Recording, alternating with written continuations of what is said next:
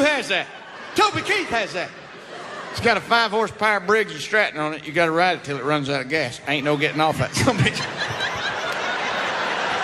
So anyways, first time I ever met him, I actually met him on the golf course. We were on the same record label, and we were supposed to play golf together, and he came down there, and they said, this is Rodney Carrington. He said, tell me a joke.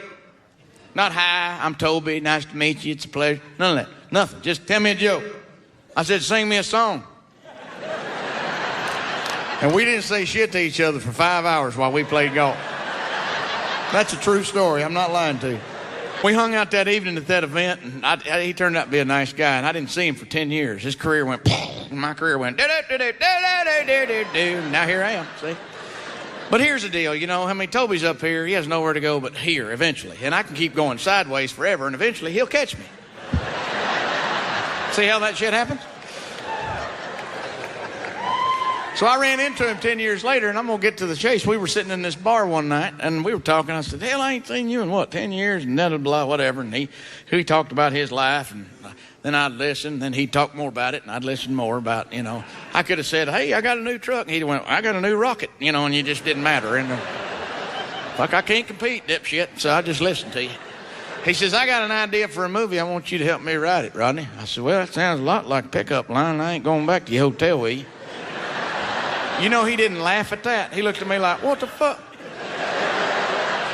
Well, hey, fuck, it's me, dude. Lighten up, superstar. Shit, it's a joke.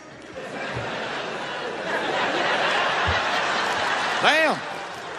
I didn't say any of that. He's too big to say shit like that, too. I look like his 4-year-old standing next to him. I feel like he should be pushing me in a swing somewhere, you know. Push me higher, Toby. Push me higher.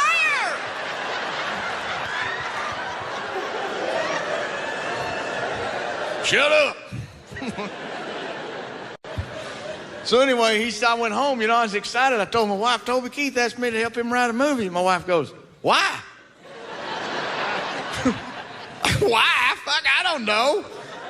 You know, maybe he asked everybody else. They all said no. He got to the bottom of the barrel and bingo, I'm in. I don't know. Could you at least try to be happy? So he sends me his movie idea, and it's 2 pages long after I printed it out. Had 3 characters and what their names were and what they were wearing in great detail. That was it. I got scared because I didn't know how I was going to tell him he didn't have no movie idea. I'm serious. I called him on the phone. I said, listen, Toby, and I was like real kid gloves, you know. I said, hey, you know, you got 3 good characters and we know their names real good and what they're wearing real good. But you don't have a story. And he said to me, he said, come over to the ranch on Monday. Let's just knock it out. I thought, well, you know, if he's mowing your pasture, that might work, but we're writing a movie. Do you know what that entails?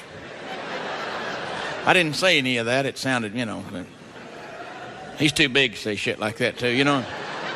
So I just started, you know, that Monday I'm driving to his house. He lives an hour and a half away from me, and the whole time I'm driving, I'm like, why did I agree to this shit? I don't even know him. What if I get over and I say something, he don't like me, and then I'm trapped there? How am I going to leave? So I get to his house, and that son of a bitch is manicured, 160 acres, manicured like Disney World. There's not a grass out of place. Mexicans everywhere. And it's his house. Don't judge me.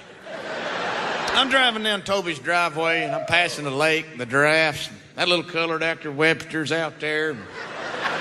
It's his house. Y'all can stop judging. He's sitting on a giraffe wearing a Toby Keith hat waving. I went, son of a bitch, that's Webster. And I pulled up to Toby's giant mansion he built, he lives in. He's standing up there cocked on the front porch in that Toby Keith stance that I now know he practices in the mirror. Because I've seen him. And I'm looking through the windshield of my truck. He's got jeans, boots, ripped up shirt, and a cowboy hat and sunglasses standing there like this. And I'm looking through my windshield thinking, is he fixing to sing to me?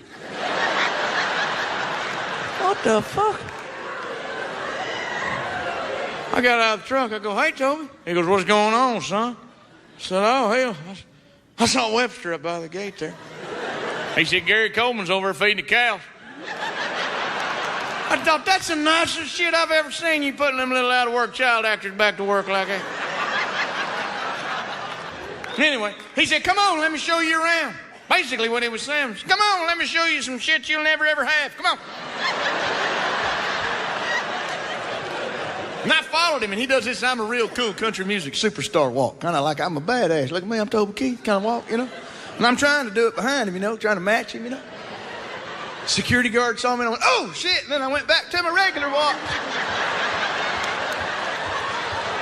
Just a spoonful of sugar makes the medicine go down, the medicine go down, the medicine. So we get to this 25-car garage of his, and he's got shit none of the rest of us have. He has a motorized pogo stick. Who has that? Toby Keith has that. It's got a 5-horsepower Briggs and Stratton on it. You got to ride it till it runs out of gas. Ain't no getting off that son of a bitch.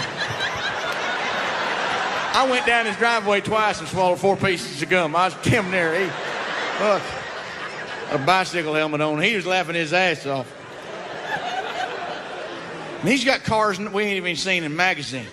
And he's showing them to me. He says, you know what this is? I said, no. He said, this here, 1932 Ford Blugga something fancy. Can't remember what he said. He said, I only made 2 of these in the whole world, Rodney. I bought both of them. I blew the other one up over in that pasture so I could own the only one. Ain't that cool?